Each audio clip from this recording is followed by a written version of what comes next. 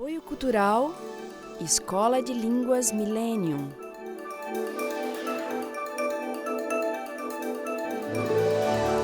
Próton Editora.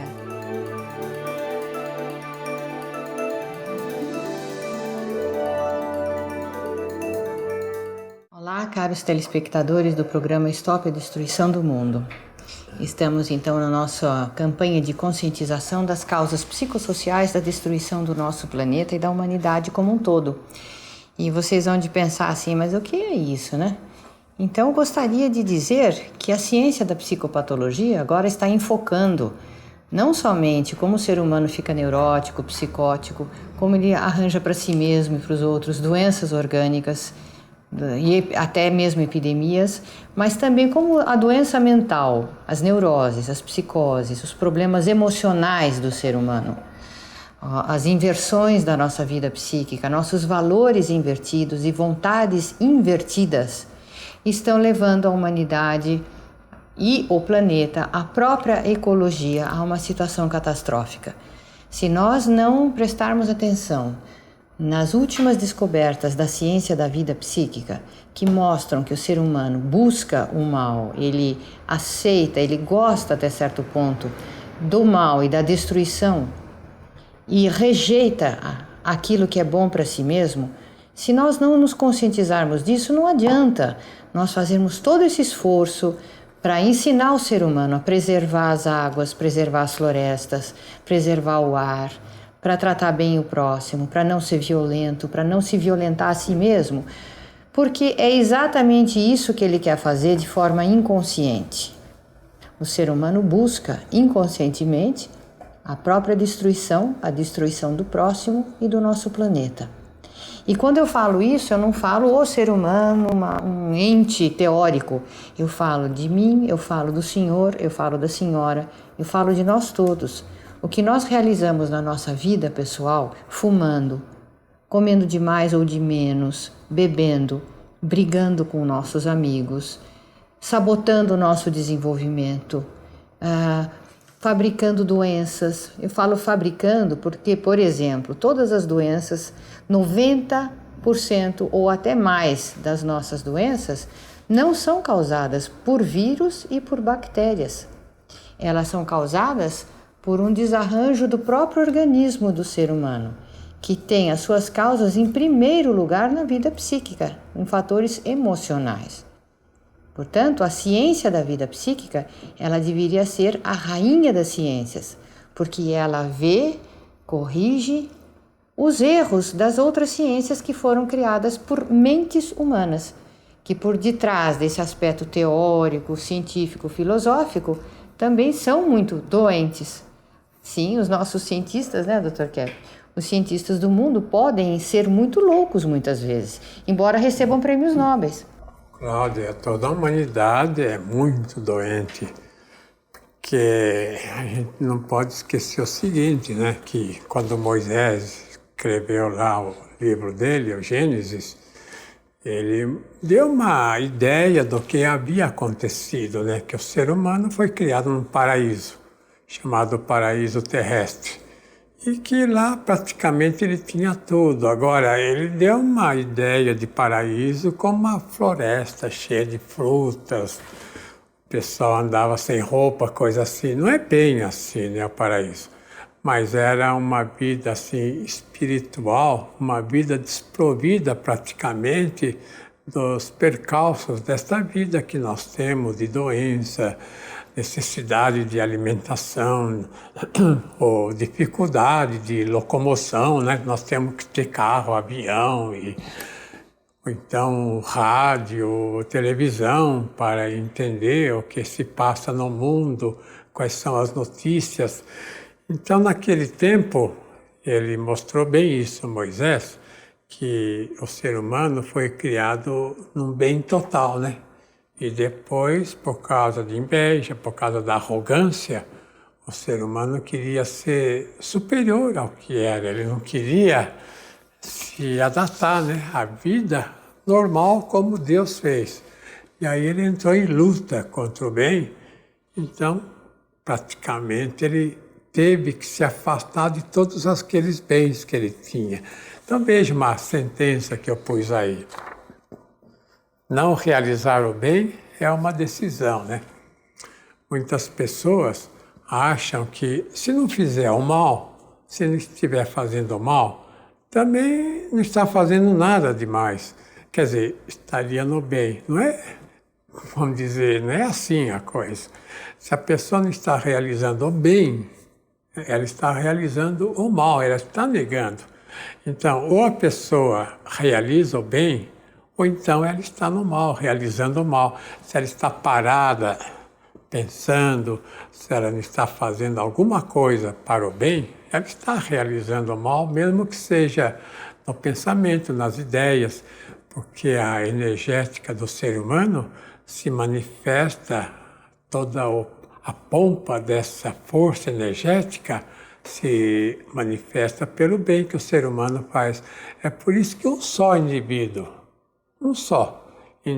numa cidade, esse indivíduo bom, pode salvar a cidade toda.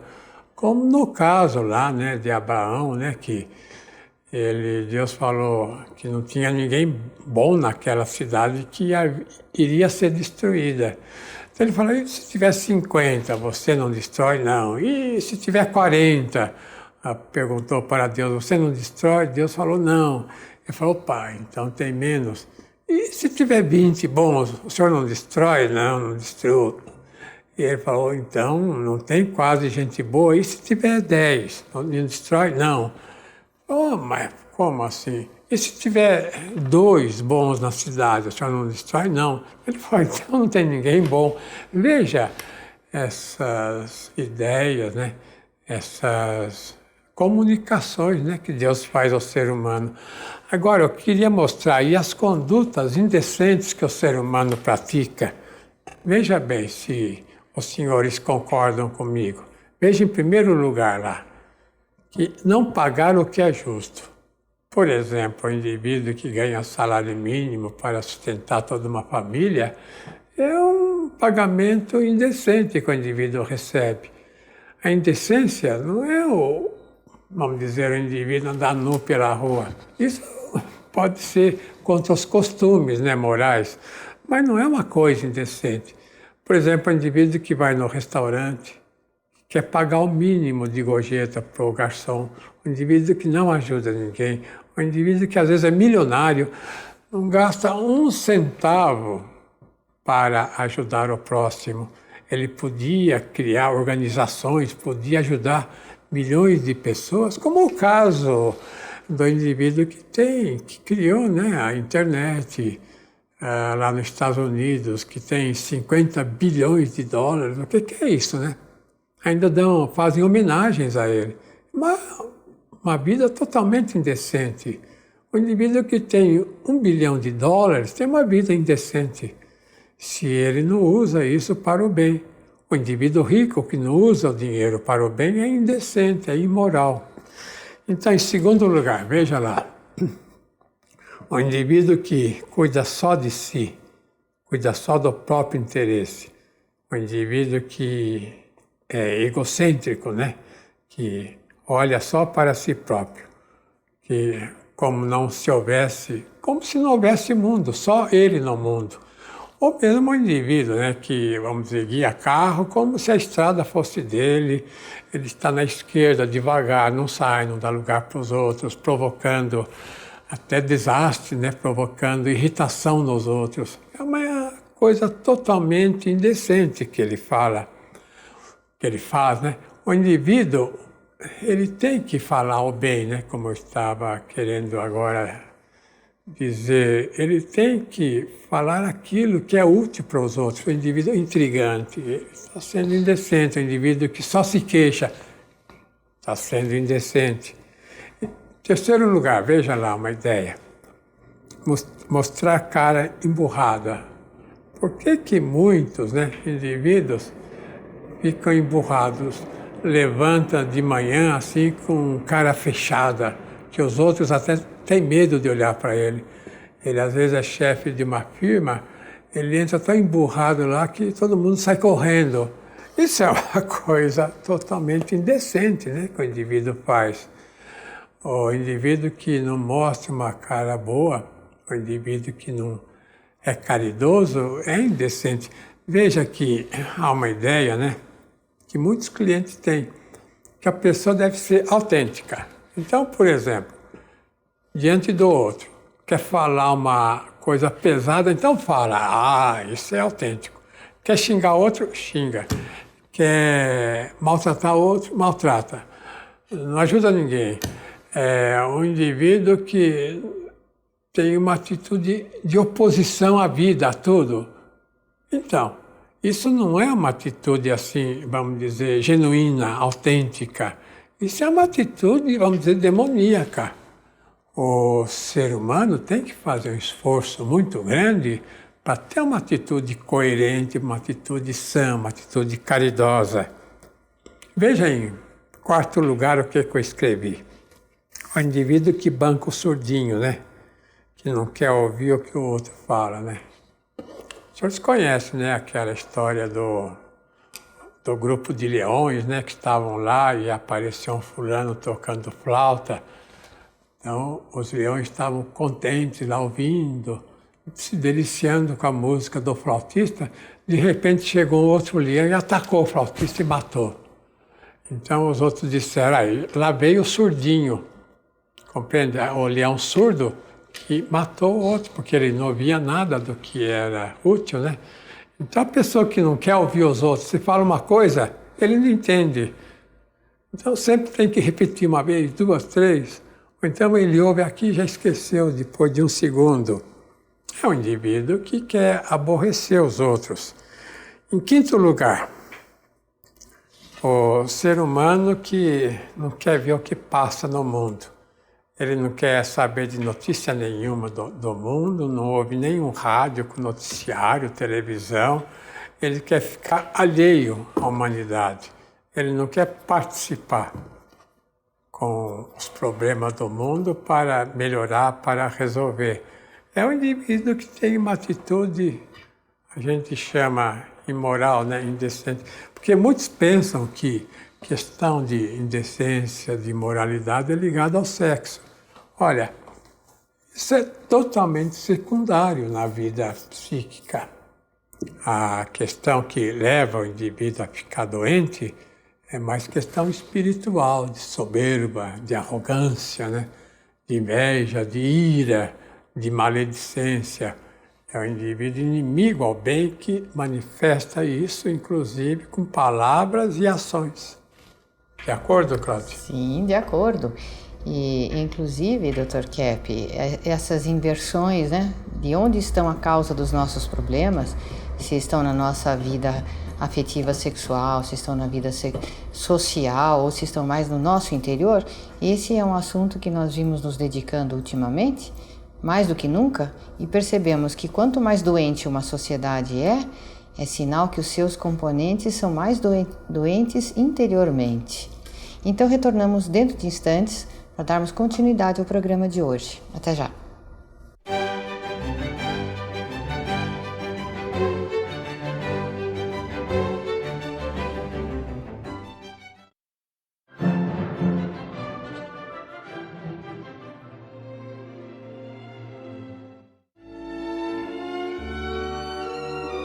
Este é um estudo da história da civilização à luz da psicopatologia.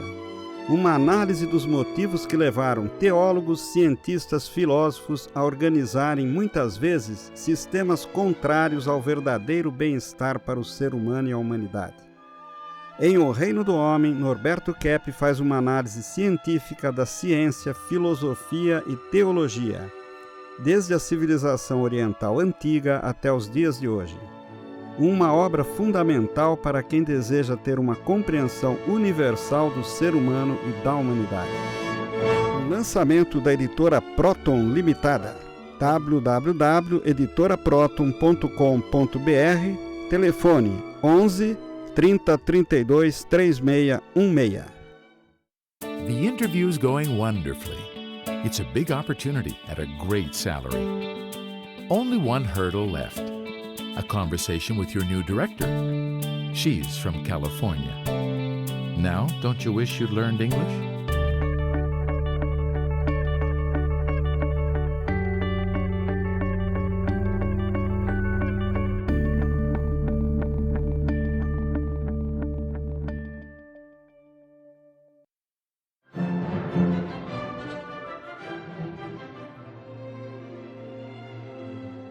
Muitos dos senhores que nos assistem devem pensar assim, mas o que eu posso fazer de diferença nesta situação mundial?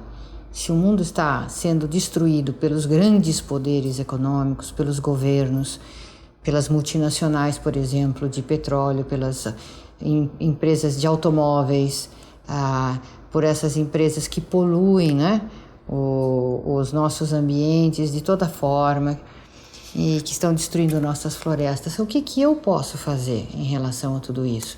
Então, a tendência de cada cidadão é ele achar que os poderes é que decidem tudo, para o mal e para o bem, e não que quem mantém um poder maligno ou que pressiona o poder para se tornar melhor é cada cidadão, e que as nossas leis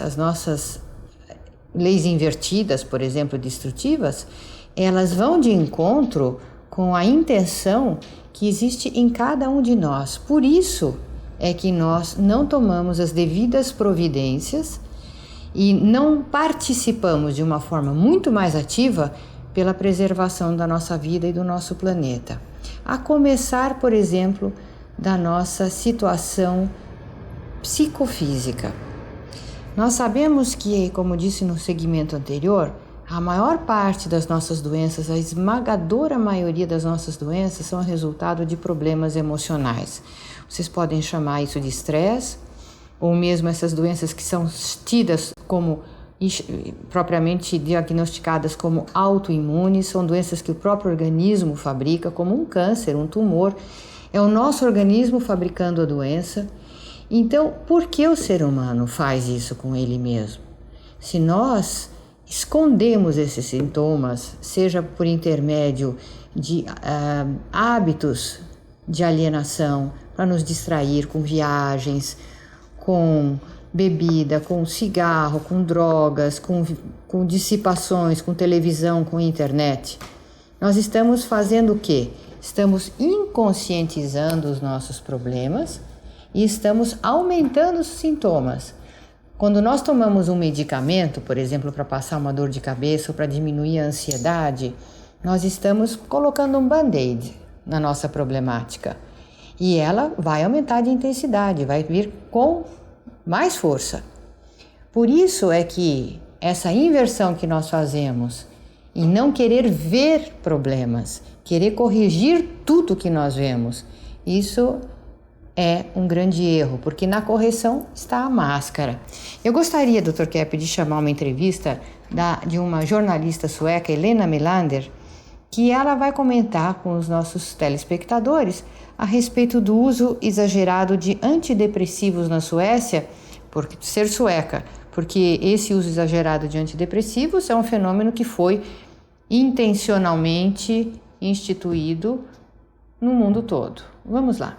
Então, tem um problema muito grave, saiu novas estatísticas essa semana nos jornais lá na Suécia, que o uso de medicamentos antidepressivos, tem várias formas, Prozac, etc., está aumentando muito.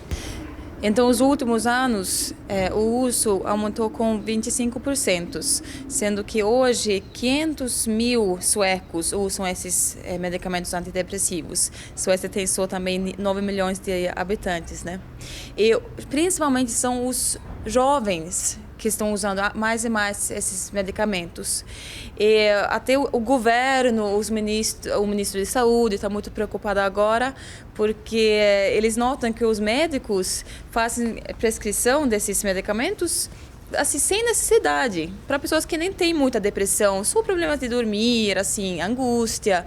Mas então eles estão falando até que que é responsável no governo por essas questões, ele fala que a tendência é que o povo se acostuma de lidar com questões emocionais, resolver isso com remédio, em vez de lidar com sentimentos.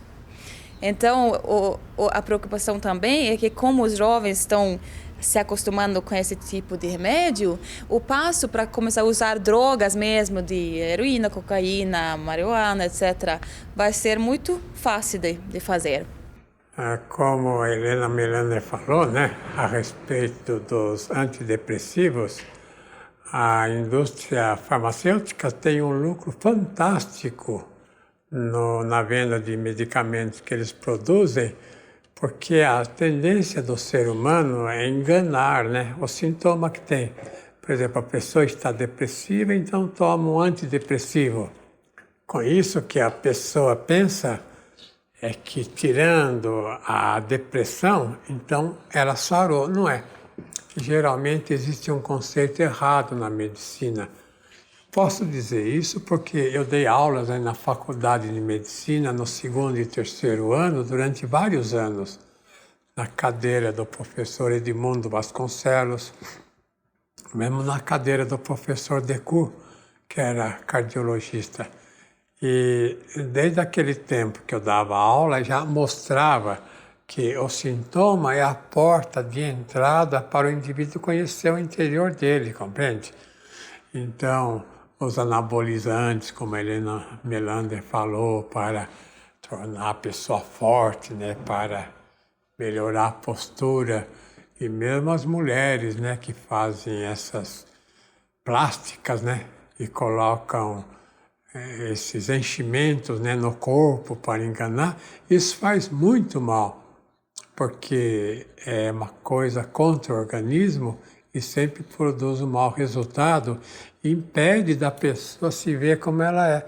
Então, em geral, tirando os médicos psicossomaticistas, né, aqueles que se interessam pela vida psíquica, mas de ver o sentimento, as ideias, né, a parte interior do ser humano, tirando esse grupo, geralmente o medicamento causa um grande mal porque esconde. Porque o sintoma é a manifestação da doença, não é a doença. Uma dor, por exemplo, não é doença. A dor é consequência de uma doença que existe no organismo. Então, se a pessoa não chegar à causa daquela doença, que é geralmente por uma atitude de raiva, de inveja, uma atitude assim de arrogância, uma atitude de empáfia, a pessoa não sara. Ou então, aquela doença melhora e começa uma outra doença. Por exemplo, tem uma úlcera no duodeno. Então, onde a úlcera cicatriza. Então, uma úlcera no estômago, na operação, faz uma sutura ali e a úlcera desaparece. Então, surge o quê? Um outro problema no aparelho respiratório, no aparelho... qualquer tipo de problema no ser humano.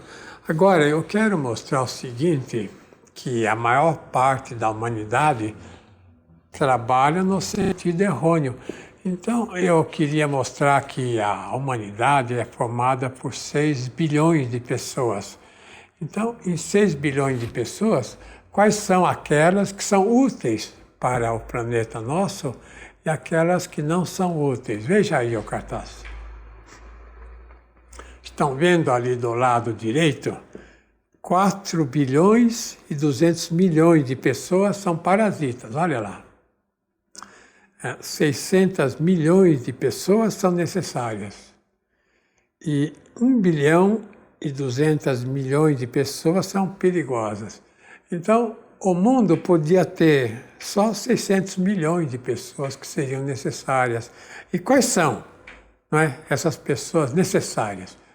É o círculo branco, olha lá. São os agricultores, né, que produzem comida, são os operários, os comerciários que produzem, são os cientistas úteis, ecologistas, os artistas, especialmente artistas, né? Vejam, se o mundo não tivesse arte, seria uma catástrofe, né? Seria insuportável.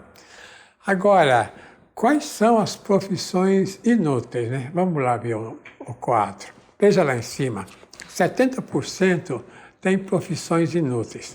São os vigias, os bancários, os aposentados, o exército, a marinha, a aeronáutica. Então, os senhores podem dizer o seguinte, mas como? E os bandidos, se não tem polícia, exército, como é que faz? Não, é claro que é necessário que tenha exército, que tenha vigias, que tenha as 3 forças, né? Exército, Marinha e Aeronáutica, é necessário. Por quê? Porque existem aqueles indivíduos, veja no esquema lá embaixo, 20% de destrutivos, olha aí, são os criminosos, ladrões, bandidos, defraudadores, assaltantes, as pessoas corruptas. Então, as pessoas perigosas, à direita, veja lá no quadro, 1 bilhão e 200 milhões de pessoas são perigosas.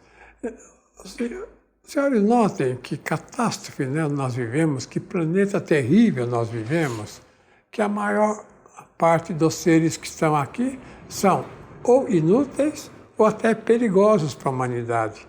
Em que planeta que nós vivemos?